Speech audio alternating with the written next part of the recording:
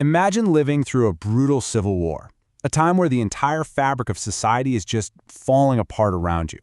Well, that was the world of Thomas Hobbes. He was a thinker whose pretty radical ideas about government were forged in that exact fire of revolution. So let's dive in and see why his solution to all that chaos was just as controversial as the problem itself. You've probably heard this quote before, right? It's one of the most famous lines in all of political philosophy. It's bleak, it's terrifying, and honestly, it's the absolute bedrock of Hobbes's entire argument. This is his diagnosis of humanity's deepest problem when we're just left to our own devices. And that's a fair question, isn't it? I mean, it sounds so incredibly pessimistic. But for Hobbes, this wasn't just a feeling. He had a step-by-step logic that led him straight to this very dark conclusion. So to really get his solution, we first have to understand why he thought the problem was so dire. All right, so let's start by exploring Hobbes's big thought experiment. What is life actually like before any governments, before any laws or police? He had a name for this. He called it the state of nature. Now, this is where it gets really interesting. Look at that definition of liberty. For Hobbes, this total, absolute freedom, what he calls the right of nature, is not a good thing. No way. It means you have the right to do literally whatever it takes to preserve yourself. And so does everyone else. So you have a right to your neighbor's food, their house, even their life. And guess what? They have the exact same right to yours. And this table just lays it all out crystal clear. This is the choice Hobbes presents to us. On one side, you've got total chaos. No one builds anything, no one creates, no one invests, because they're terrified it'll just be taken from them.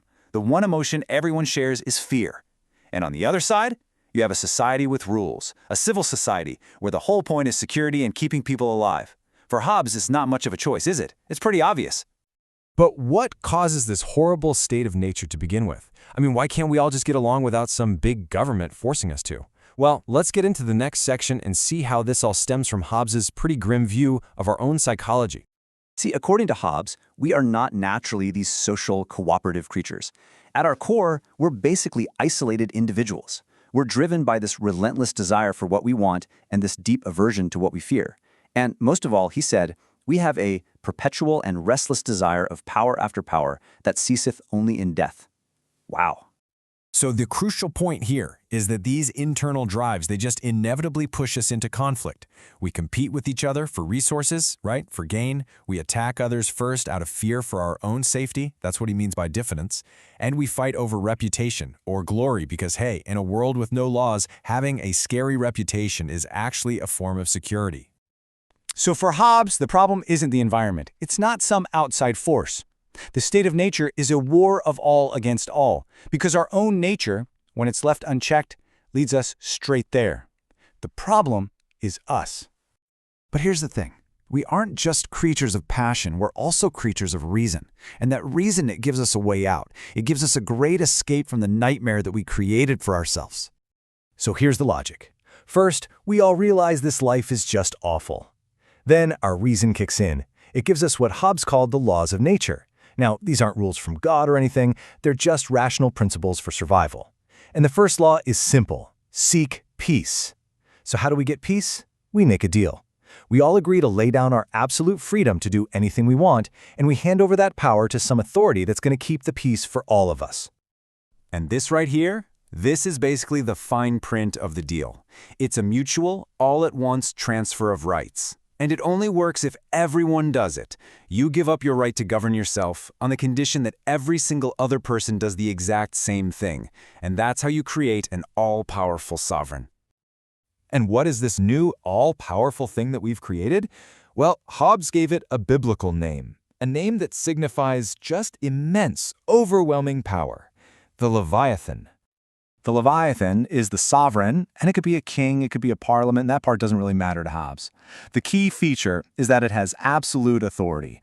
Its entire reason for existing is to enforce that social contract, to keep the peace, and to provide security. Its power doesn't come from God. It comes from the people who created it in the first place. And believe me, when Hobbes says absolute, he really means it. The sovereign's power cannot be divided or given away.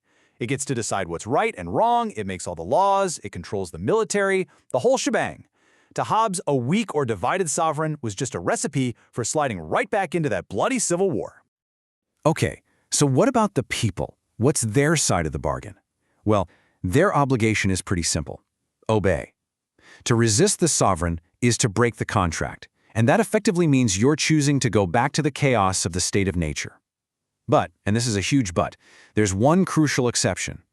Your obligation to obey only lasts as long as the sovereign can actually protect you. If it can't, the deal is off. The one right you never ever give up is the right to save your own life. Okay, so this all sounds pretty grim, doesn't it? Give up all your rights for absolute power just so you don't get murdered? It's really easy to look at this and just see a blueprint for tyranny. But the legacy of Hobbes is actually way more complex and, frankly, a lot more surprising than that. At first glance, absolutely. I mean, when you hear absolute, indivisible authority, it's kind of hard not to think of a dictatorship. The rights of the individual seem like they're totally crushed under the weight of this all-powerful state. It definitely does not sound like a modern democracy. But what if I told you that inside this very authoritarian framework, Hobbes actually planted the seeds of modern liberal thought? It's a huge twist, right? And it's why a lot of people call him the father of modern political science. Just look at the core principles here. The entire system is based on individuals who are rationally acting in their own self-interest. The government's legitimacy comes from the consent of the governed, not from God. That was a radical break from the past. The state isn't some divine thing, it's a tool, a machine created to serve the people. Even thinkers like John Locke, who argued for a more limited government, built their theories on this Hobbesian foundation of consent and natural rights. These ideas were revolutionary, and they literally paved the way for modern politics. And that leaves us with Hobbes's timeless, nagging question. This isn't just some 17th century thought experiment. We deal with this all the time. It's there in debates about government surveillance for national security, or about public health mandates during a crisis, or even just how much power we give to the police. Hobbes forces us to ask ourselves, what's the real price of peace? And that's a question we are all still trying to answer.